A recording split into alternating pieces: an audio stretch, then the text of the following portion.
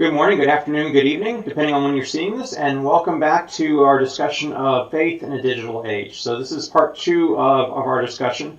Part one I posted last week. It was about advertising. So in session two, we're going to be talking about email and the beginning of this work and home kind of blending, to where work begins to move into our home space. That'll be a continuing piece of our discussion, but this is where we'll begin that discussion.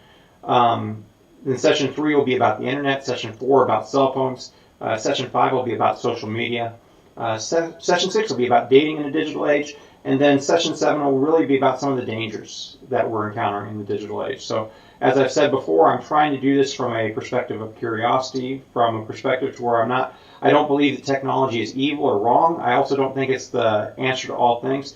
Trying to walk a middle road, trying to think about from an ethical perspective and from a faith perspective, how do we as people of faith think about issues like this? And so let's start our discussion this week of this digital age and particularly email with kind of a broader remembrance of mine back in the 1980s.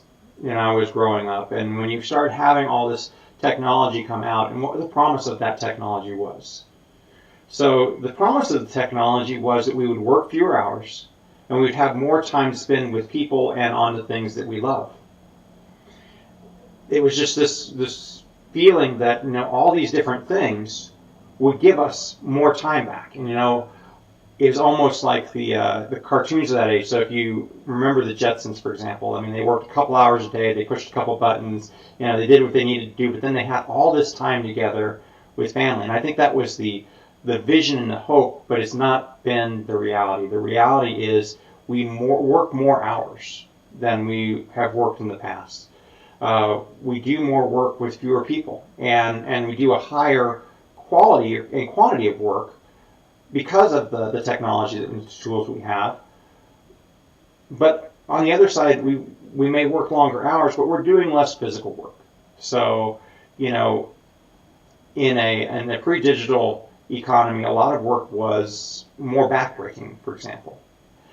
But because of the changes in technology, because of a lot of these things, we're doing less physical labor, but we are working longer hours for the most part. And as I start talking about email starts out as a tool of business, a tool of different academic ideas, and a tool of the military. I've worked in all these different worlds. And so when we start talking about, email, what are some good things about it? Well, one of the things about it is that it's free. Now, if you work for the postal agency, the postal service, USPS, then maybe that's not such a good thing because it means that less volume has gone through you and it's cut into what you can do. But for the average person, it is free. Another thing about email is it can carry a lot of information. So I know, for example, when we send an email from the church every week, we can list a whole bunch of activities. We can include links to how to get to signups or to find out more about something. We can include additional documents in it. So in one email, you can put in a whole lot of information, and you can send it to multiple people. We break up our emails to where they go in different groups to the church, but the reality is instead of sending 150 or 200 emails, we send 5. It goes to 5 different groups, and that covers the entire mailing list for our church. It's easy, it's efficient, it does a lot of things. But there are also a lot of struggles that come with email. So, everybody, I think a lot of people would say, okay, spam. So one of the things that we get in the reality of email is we get overwhelmed with information. We get stuff that we know is not going to be beneficial to us. We get a lot of emails that you probably go down and you check the boxes on the side, and even before you open it, you hit delete. Now this is not unlike when we got mail out of the mailbox and you would kind of flip through and say, okay, this I'm going to look at, this I can recycle, this I can throw away immediately. we've already always had this kind of sorting method, but with email, I mean, it's a much larger quantity of sorting that we do. So if you're like many people, you may start your day and you may delete 50 emails before you even look at them. And that sometimes means that things that were important or that you needed to see got missed. As I said, sometimes one of the good things of email is you can put a lot of information in something. But one of the bad things is that you can have too much information. And if you don't have the information that you need right at the very top, a lot of times it gets missed.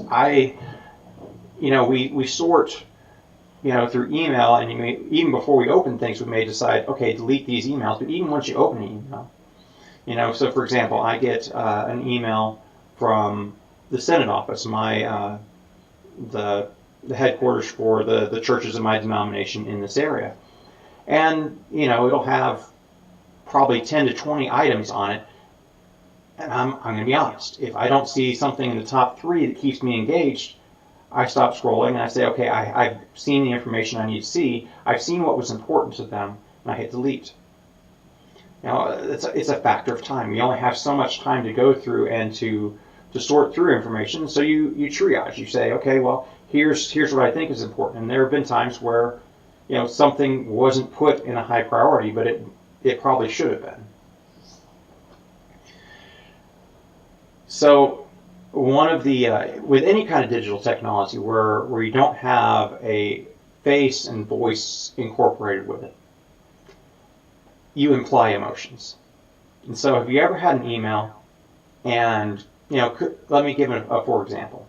So let's say you just come out of a fender bender on your way into work, and you open your email, and the first email you read, all of a sudden it sounds like it's screaming at you. Well, that may be the reality. It may have been a very coarsely worded email. It may have been the person writing in anger, but also may be the fact that sometimes we come to a space where our emotional state when we read something is implying a voice in it, because of, we're ashamed that we've been in an accident, or we're angry that somebody rear-ended us, or any of these other things. So sometimes we read emotions into things, and there's not that connection. So you have to imply the emotion into it. And sometimes we imply the wrong emotion. Sometimes we read into a text emotion that isn't there or was never intended. Now, there's also the reality that sometimes you send the message that you intend for one person to more than that person, or to the wrong person. So I think many people can understand the instead of hitting reply, you hit reply all on something. And so somebody sees something that they maybe weren't meant to see.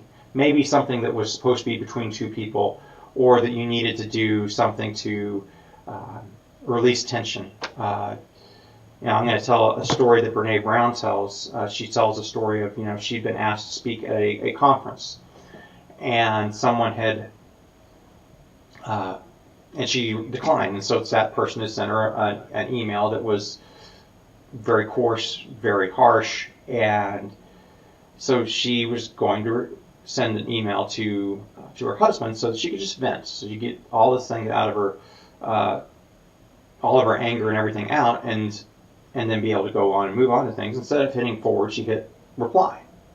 So it went to the wrong person, and of course that caused a whole other set of things. I think we've done that before.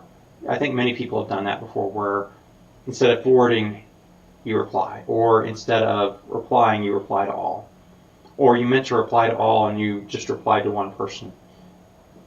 There are all kinds of times where information can cross and not be managed right.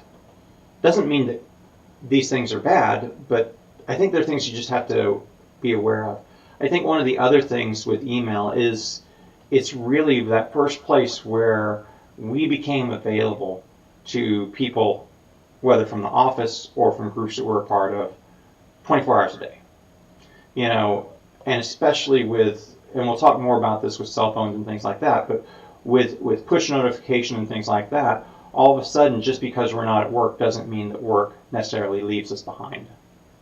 And that can be unhealthy at times. So let's talk about that reality too.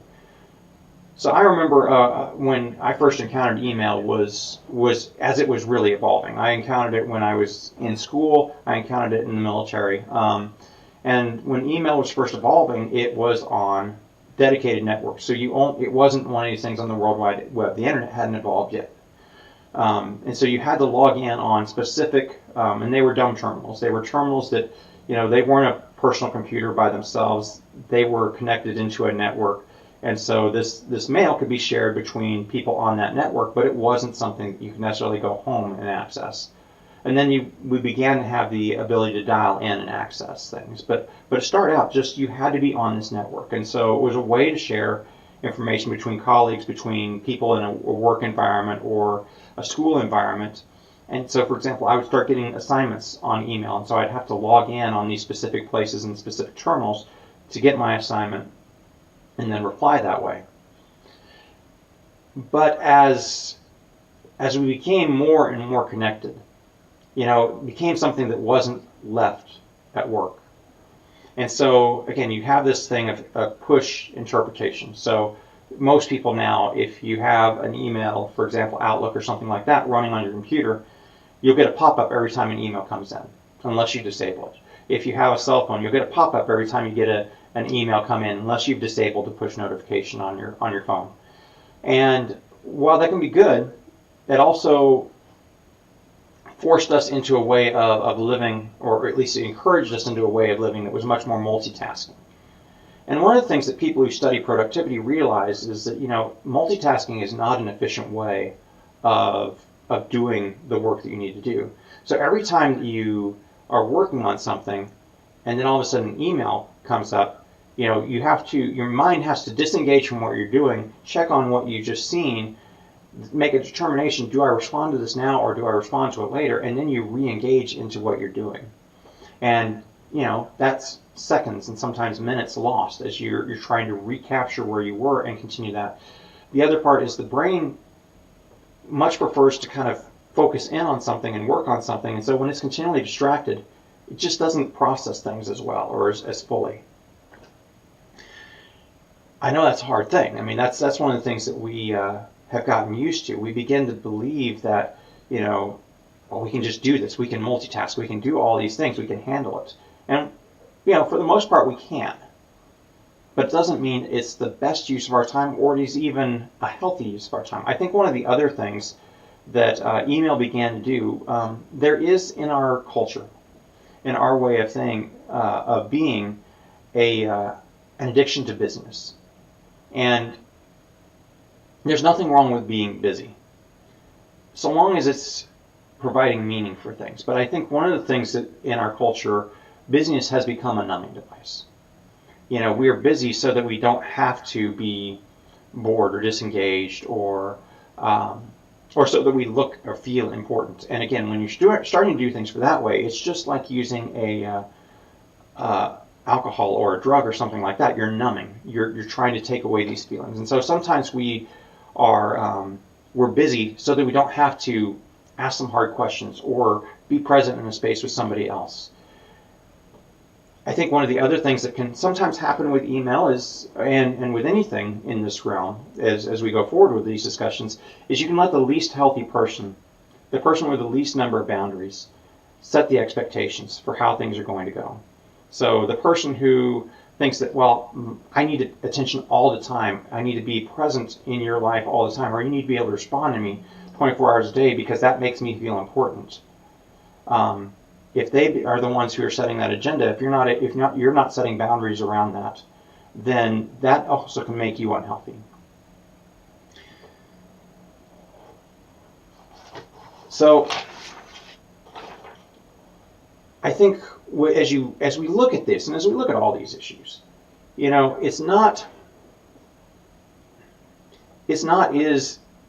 spending time with email is a bad thing? No, it's not a bad thing. It's how are you using that time and why are you using it? I know that there are times in my life where I come in and I may spend an hour or 2 hours responding to emails just from a weekend, and that's time that's taken away from other things. Time that's taken away from being in the room with a person or being on the phone with people or doing the work that I need to do for the church that I serve. And I think one of the things that we need to ask in a lot of these things is this a productive use of our time? It may be. It may not be. There are times where, again, I am able to do things in a very quick manner and it's very productive and I feel like I've gotten stuff done. I will also say there are times where I feel like here went an hour or 2 hours or 3 hours down this hole and abyss and I can't get them back. So I think one of the things as we think about this is how is email a productive tool for how we want to live, for the life that we are engaging. So let me do two things here. So again, I'm coming at this from a faith perspective. So I am also thinking about this through the lens of my own faith and how do I respond to things from a faith perspective. And then I'm also going to share after that a little bit of my own boundaries, my own way of which I've thought through and I use this technology and how I set limits on it. Because quite honestly, it's how I remain healthy. It's how I remain engaged for my people, my congregation, and the people who I love. So as we think about this, the first frame I want to use is the Great Commandments. So when Jesus is asked what the Great Commandments are, his answer is, you shall love the Lord your God with all your heart, with all your soul, with all your mind, and with all your strength. And you shall love your neighbor as yourself. And I'm going to focus in on the second part of this. You shall love your neighbor as yourself. And let's start with the back piece of this, the part that we don't often look at. It means you have to love yourself. It's really hard to love your neighbor more than you care about your own self. So if you're not in a healthy place, if you don't consider your time, your life worthwhile, it's also hard to consider your neighbor's life as worthwhile. So that means that it does involve loving self and setting those boundaries so that I can be present with my neighbor. So that every time I'm with my neighbor, it's not, hey, I'm too busy for you, or here's this other thing that's going on over here. But I can set these boundaries so that I can say, you know what, I see that you need time right now, and I'm going to give you this time. This is the time that I can give. I mean, I think that's one of the most precious gifts that we can give people. For me, it also goes back to my baptismal identity. I am who I am, rather than what others think I should be. You know, my identity begins as a baptized child of God. I don't have to look for everybody else's approval to be this. And so, you know, I think one of the reasons we sometimes get addicted or get caught up in this need to please and appease is, you know, we don't have a strong sense of our own worth, our own identity. And, you know, as from a Christian perspective, that begins in our baptism. That is a place where we know, you know, we are precious to God, and that to one another, we all have this. You know, it's not because we can do certain things that we're precious. It's just because we are. We are precious to God. We do need interpersonal connection. We as humans, we're built for interpersonal connection. We need interpersonal connection. One of the things that is a predictor of an early death is not having those strong connections in friendships and in family relationships and everything else like that.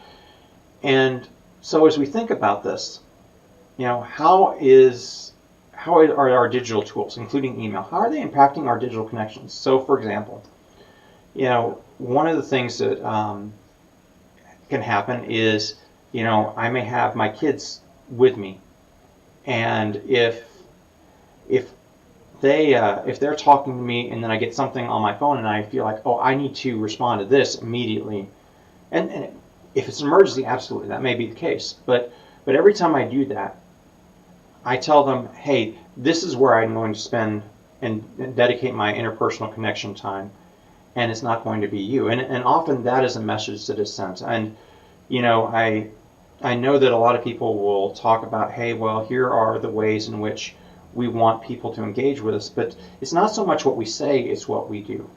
It's how do we actually live out these things? How do we embody these visions and these goals that we have? So if we say, hey, I want, for example, I want us to have dinner time together, and I want us to, as a family, to be able to have these conversations, but then every time I get an email from work, I'm pulling out my phone and I'm checking the email. Everybody else says, okay, this is what Neil or Dad or Pastor says, but this is what he actually does, and this is what he really values. in the midst of this. So another piece again, coming from the just trying to live a whole life. One of the other pieces is that sometimes we use these things as a way not to be vulnerable, not to be present with another person. We use it, again, we can either use it to numb, to where, hey, I'm so engaged in all these other things, I can't really dedicate the time and space. Even if there's a conversation I need to have and it's uncomfortable, it's much easier to go and respond and be busy so I don't have to do it. But I think the other piece is, we use busyness sometimes as a shield, as something that protects us, as something that, I'm so busy, so I don't have time for you. So I'm not going to, I don't have to think about who I really am. Sometimes we use busyness as something to fill up the gaps, the holes, the emptiness that's in our lives.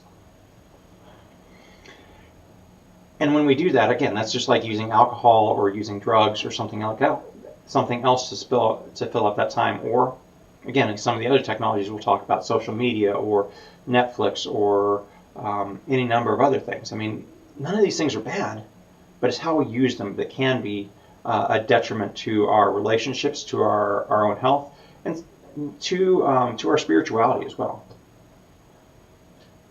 So how do I, as a person of faith, how do I set some of these boundaries? So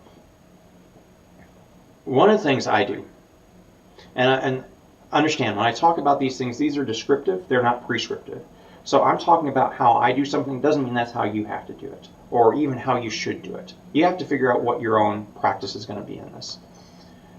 I attempt to do email in a couple blocks during the day. So when I come into work, I try and check it. When right before lunch, I try and check it, and before I leave, I try to check it.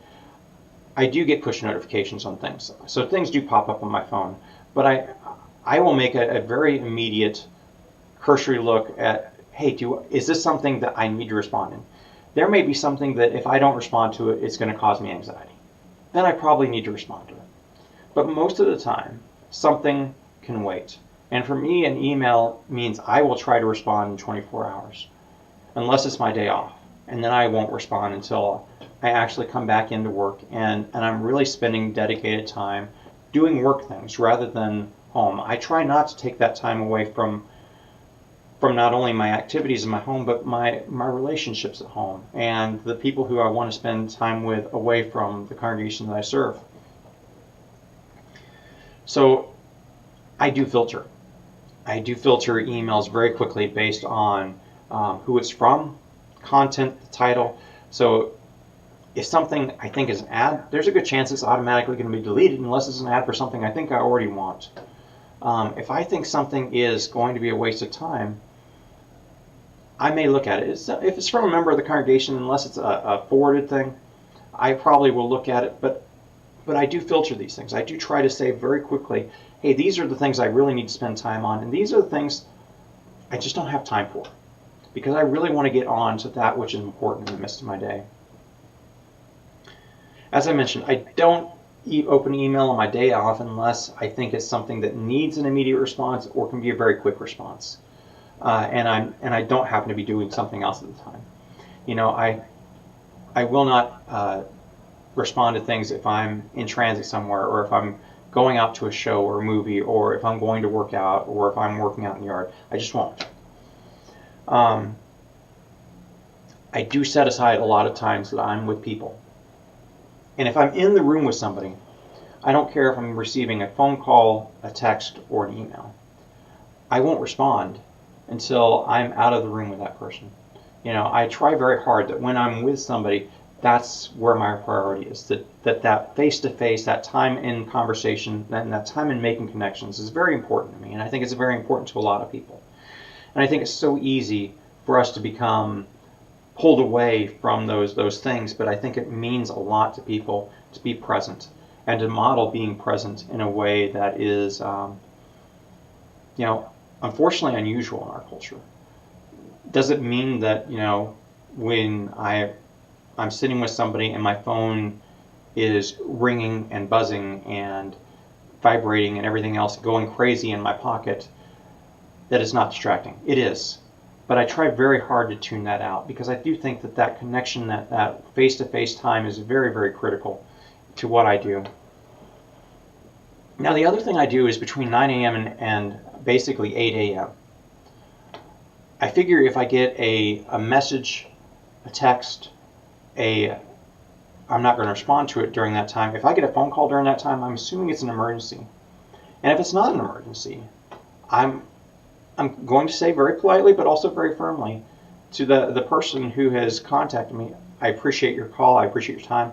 This is something that should have been done during this work time or between these hours, because I do assume when something like this comes in at this time that it is an emergency. And this is not what I would define as an emergency. And most of the time people understand that and they can actually appreciate that. You occasionally get people who try to push back against that, who want your time, but typically that's also a very important time to lean into, to say, you know, this is what I need to do to be healthy so that I can be present when I am, you know, spending the hours that I spend with people in the congregation, when I am spending those times in the room. So I'm not coming into those times flustered or irritated or angry, so that I can be present with people, so that I can really try to be present and give you the best that I possibly can do. Do I do this perfectly?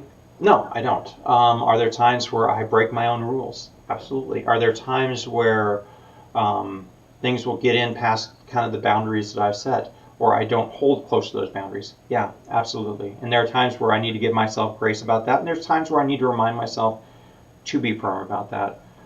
But I do think one of the things that we need to be able to do with whether it's people we're in relationships with in families, whether it's people that we are in relationships with at work or school, is to be able to have some of these conversations of saying, you know what, this is what I expect. This is what I think is important. This is what I think is reasonable.